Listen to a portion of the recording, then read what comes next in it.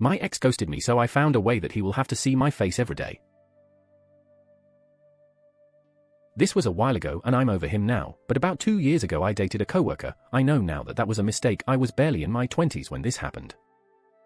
We started as friends and hung in the same circles until we couldn't deny the attraction anymore. A couple months into dating we were planning on moving in together and maybe even getting married one day. We were inseparable and he was so affectionate with his words and actions. But then I got a promotion that required me to go out of state.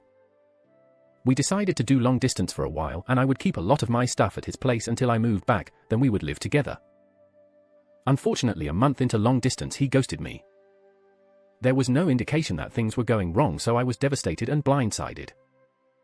I had never been in a relationship before, so he was my first heartbreak, but the most annoying part was that he refused to acknowledge my existence even as just friends.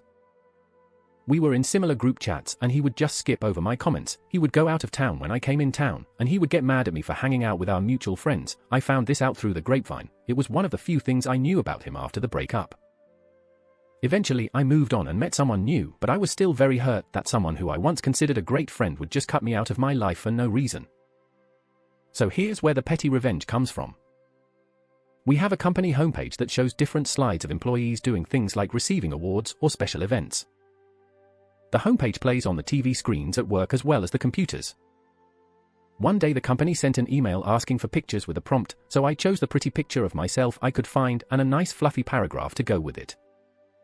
Now the ex that ghosted me has to see my face every time he walks into work and opens up his computer.